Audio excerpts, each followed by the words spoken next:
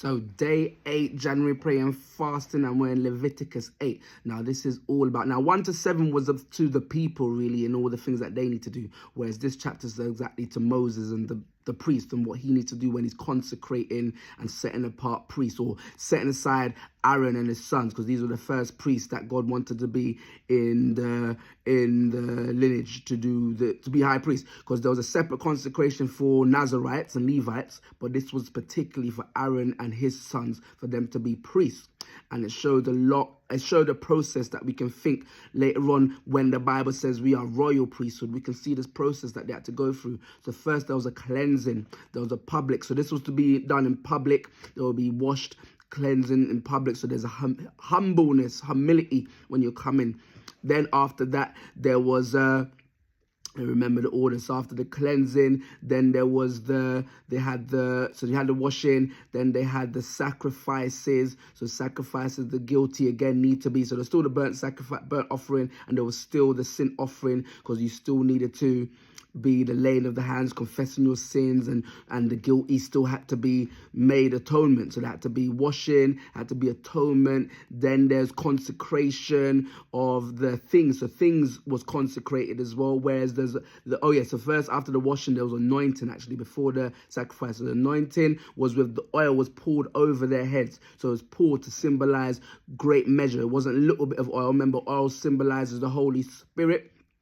All in the Old Testament doesn't really say why oil was linked to the Holy Spirit, but some say possibly in that culture and the typology, it was like oil was mixed with, it was linked with oil, and when oil was burnt, it went to air. So that could be a typology of God, like in the air mixed with, So then first was the washing, the cleansing, then there was the anointing, then it was the consecration and the sacrifices. And remember, the things were sprinkled, whereas when it's poured out on people to show great measure. So then it was the offering, burnt offering, and the sin offering.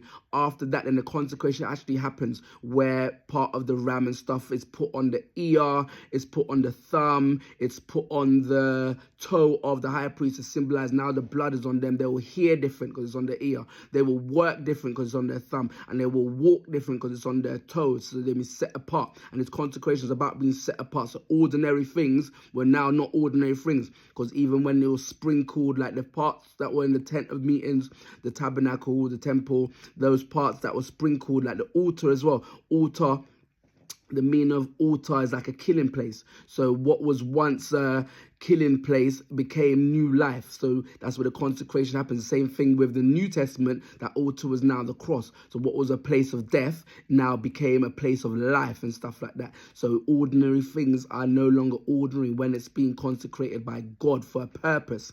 Then what did we have after that? They had the consecration of the garments. Now the garments was meant to be mixed with oil and blood. So it was like a double anointing. So remember, oil represents the Holy Spirit and the blood is like the blood of Jesus. So double anointing these priests were set apart with. And what else did we have? So we said it was a public service. So it was meant to be 7 days as well. So 7 days showing like completeness. It wasn't an easy process, and all of this wasn't about Moses' way of consecrating people. It was God's way. So it was a messy way. 7 days. And with the wave, they had a wave offering as well, and had a laying of hands, and all the things were to be burnt, compared to some other sacrifices where the priests will be getting some of the meat, but all of this was meant to be burnt to show that it's full commitment to God.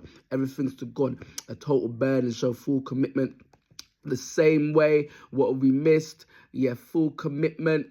And then we had, so to summarize it, to read the scripture actually, it says, also Moses took the anointing oil and anointed the tabernacle and all that was in it, and consecrated them. He sprinkled some of it and the altar 7 times, anointed the altar and its utensils and the laver and its base to consecrate them, and he poured some of it. So after all, so we've had the cleansing, we've had the anointing, we've had the atonement, then we've had the actual consecration, then there's the eating. So we're going to have a fellowship meal with God. And eating is significant because no one can eat for you. Eating also signify that the ongoing relationship, just like with, you can believe in Jesus, but then there's an ongoing there's an ongoing process of staying in the ways of the Lord. So the same thing, eating was an inward thing. It does no good to be around food or to rub food on the outside of your body. You must take it in. So eating represents an eating thing. It's an active thing as well. Some medicine received passively, they are injected under the skin and go to work. So there's a work that needs to be done inwardly. Eating also arises out of a sense of need. So it's about the need that we need for God. So these are all about the analogy that we can take from this anointing and consecration of priests then, that we can think about even later on ministers. There was meant to be a process for ministers as well.